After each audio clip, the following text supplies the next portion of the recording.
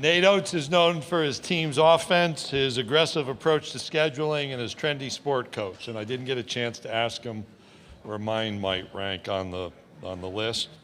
He's taken Alabama basketball to places it's not been before, leading the team to its first ever Final Four appearance in April 2024, and an incredible offensive output in the Sweet 16, advancing to the Elite Eight in New Jersey last year. His unique path to the pinnacle of college basketball serves as an inspiration to aspiring coaches and those working at the high school level and small college. He started his coaching career as a Division III assistant coach in his home state of Wisconsin, moved to a high school coaching job for 11 seasons as a head coach and math teacher at Romulus High School outside of Detroit.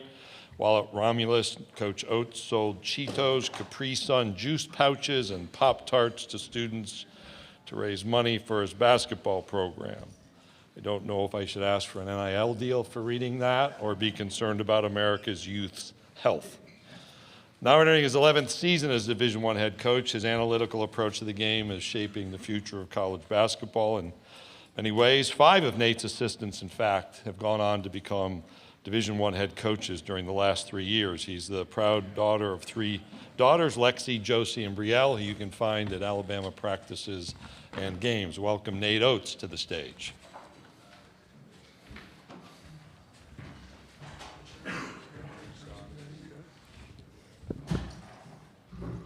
Thanks, Craig. It's good to be here again. Annual appearance up here in Birmingham. Good thing for us, we don't have to drive too far. And got my oldest daughter, Lexi, here. She's trying to get into sports, so she's here.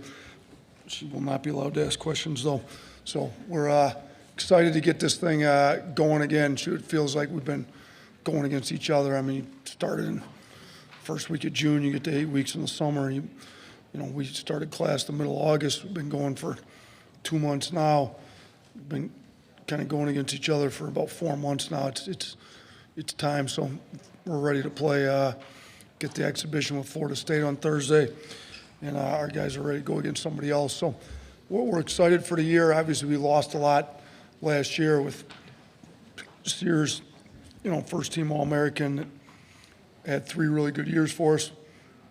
Judy just hit a game winner for the Bucks a couple nights ago, so playing well up there with them in some exhibition games. But we not only lost him, we lost Cliff, we lost Grant, lost multiple starters. Chris Youngblood's playing really well on the Thunder's team in the exhibitions. I think he's at 20 and 25 a couple nights. So we lost quite a bit, but I think we've got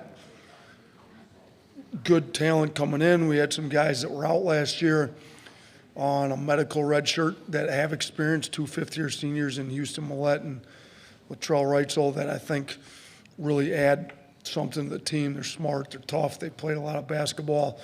They've got shooting. You had Philon back to the mix. He had a great freshman year, decided to come back after in the draft. Holloway's, I think he made a big jump from his freshman to his sophomore year. His first year with us was his sophomore year, but I think he's going to make a bigger jump. Sophomore to junior year, he's looked really good here in practice. So our backcourt, I feel pretty confident in. Our front court's got we've got depth. We do have skilled guys. Got 2 7-footers that can play on the perimeter, make threes, handle the ball. But we got to get our defensively. Our front court's got to get a little bit better, and we've been on them about it. I think they're making some jumps in practice, so it'll be good to see what they do against another team on Thursday night. Thank you, Coach. If you have a question, we all have a microphone to you. Karsten and Lorna, let's start right here in front of me in the 3rd row back. Ben Roberts, the Lexington Herald leader. Nate, just how much have you seen the style of play change around you in this league since you've entered it? And I guess, do you take ownership for, some of those changes to a more innovative, kind of offense around the league? Yeah, it's definitely changed. I'm going into year 6. Somebody told me I'm the 2nd longest tenured coach in the league, which is crazy because I haven't been here that long. I don't feel like I'm going into year 7. Rick Barnes has been Tennessee longer than I've been here, but I do think teams are trying to play a little faster, probably spread it out a little bit more, take a few more threes. So some are, some aren't. it's been successful. We've won more SEC games than anybody in the league since we've been here. So, we kind of came in. And I think sometimes when most of the league's playing a certain way and you come in and you're doing a lot different, it helps. You're kind of the aberration, the one that's playing a lot different. Well, now we're not the only one playing that way. You see more teams trying to shoot. Even some of the teams that traditionally have been some of the slower teams in the country are trying to play faster now, and I think they see it's been a little more successful offensively. We've led the country in scoring the last 2 years, so it's a little bit easier to recruit to scoring sometimes. So, I don't think I don't want to take credit for changing the league, but, basketball is a copycat game in a sense. You look at the NBA, Warriors went to 5 out. All of a sudden, everybody starts playing 5 out because they won with it. You see Pacers are playing faster than anybody, and the rest of the league's trying to play a little faster now, and OKC. I mean, you just kind of you look at it, college basketball teams try to copy what's been working, and what we've done is worked, in a sense, from year to year, and we've been pretty good year to year. We've been the only team in the country the last 2 years being a top 5 in offensive efficiency too. So I think what we're doing works on offense with the right personnel, and if teams – now I will say some teams I've seen try to go a little bit more 5 out fast, and then it doesn't work because maybe they don't have the right personnel, and then they kind of revert back to what they're a little more comfortable with. So you got to have the right personnel to do it, but I think with the right personnel, some teams have tried to do it and been pretty successful with it. Coach, we'll go to our left on the front row. You mentioned in the open that you want to see some more development with the front court defense. What have you seen with the backcourt defense? And also, if you could speak to the depth on the bench that you're seeing developing also. Yeah, so backcourt defense, I think, significantly improved. Going into the year, you probably would have said, and rightfully so, that Holloway would have been a weak link defensively, particularly in the backcourt. I think his defense has significantly improved. He's doing a great job. He's getting up into guys pressuring the ball. He understands as a smaller guard, he's got to be a lot more of a pest, and I think he's doing it. He's been good. He's put on weight. He's stronger. He's more physical. He's always been super talented offensively, but so you got him playing a lot better. LeBaron's stepped up his game defensively. Reitzel and Houston are both very smart, tough, competitive winners. It's hard to be a winner if you're not playing both sides of the ball. Those two play both sides of the ball. 2 of our freshman perimeter guys can be elite defenders. I think Davion Hanna's is maybe as good of a perimeter defender as this program's seen since maybe Herb Jones. I mean, he's elite. Like he moves. He's 6'6". He's athletic. He's tough.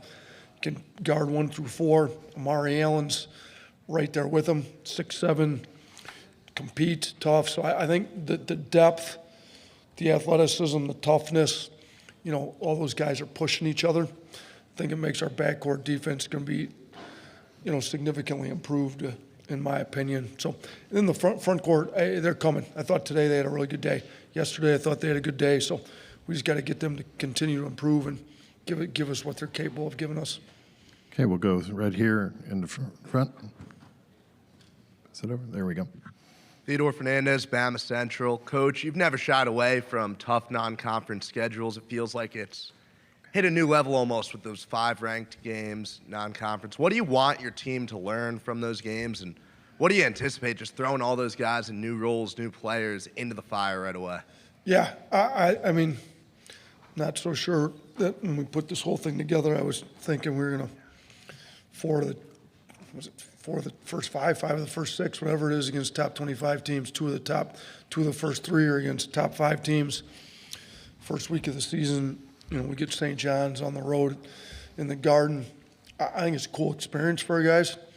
Purdue's preseason number 1. They're coming back to our place. We get them at home at least in the 3rd game of the season.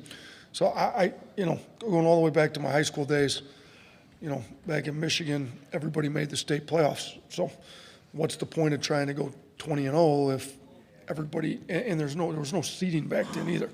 So you get to the end of your 20 regular season games and everybody starts brand new and you draw a hat and you play the state tournament. So to me, the thing you're trying to do is be most prepared come March. So to me, at this level, is you should be the most prepared team come January for SEC play. I don't think playing 13 cupcakes prepares you for SEC play.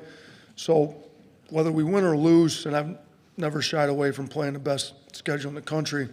We've had the number one strength of schedule in the country multiple years, had it last year, the year before, I believe. So I think you play the best teams, you figure out where your weaknesses are, and you fix them immediately, and you do it, and you repeat it, and you repeat it. St. John's will expose one weakness, Purdue will expose another one, Illinois will expose another one, Gonzaga, you go through it. So, and you just keep going back to the drawing board, and hopefully you're able to win some of these games, if not all of them. You know, we're going in trying to be competitive and win the games. But if you lose them and you get better, I think I'd much rather be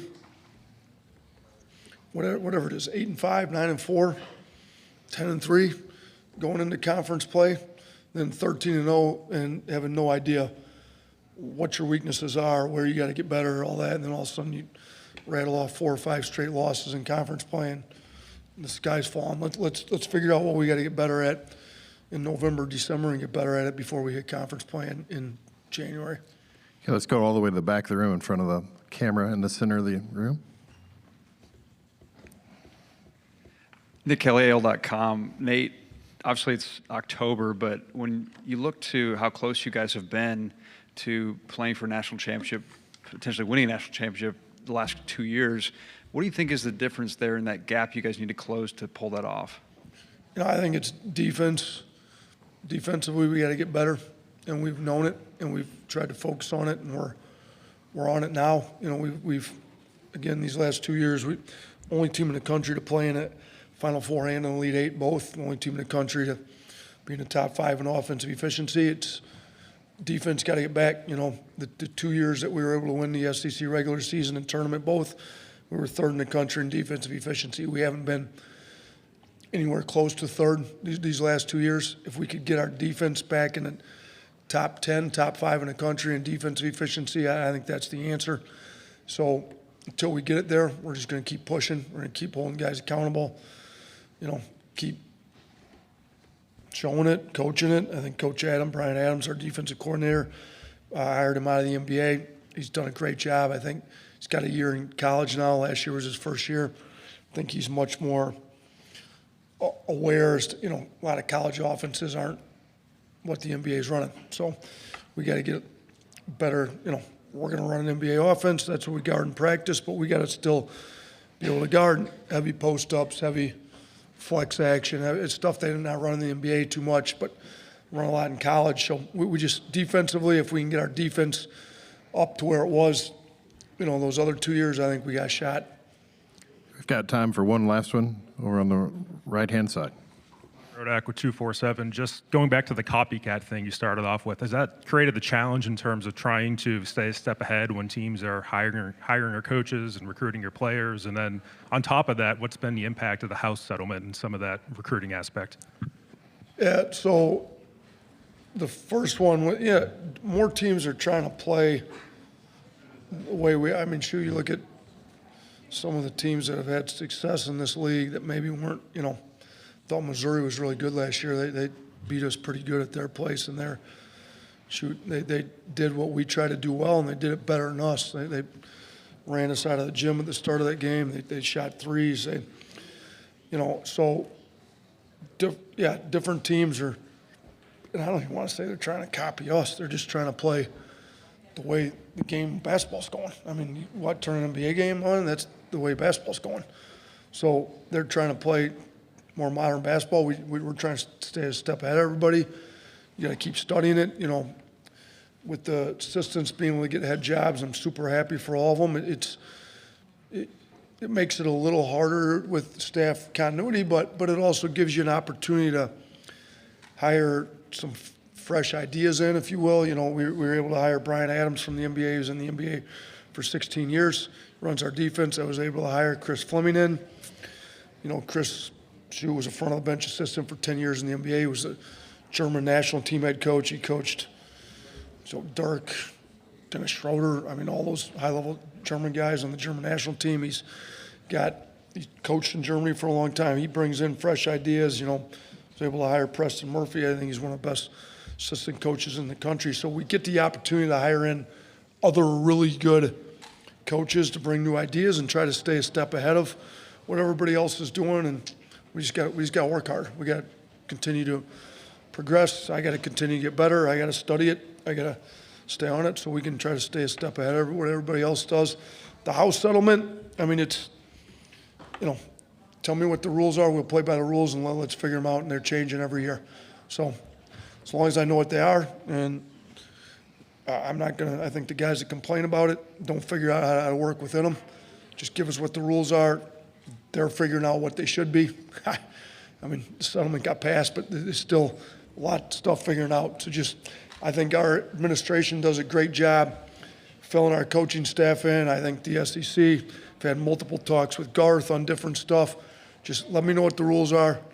We'll figure them out. I'm not going to complain about what they are. Let's figure it out. I think it's great that our student athletes are able to get compensated. There's a lot of money in college sports. They're the ones playing.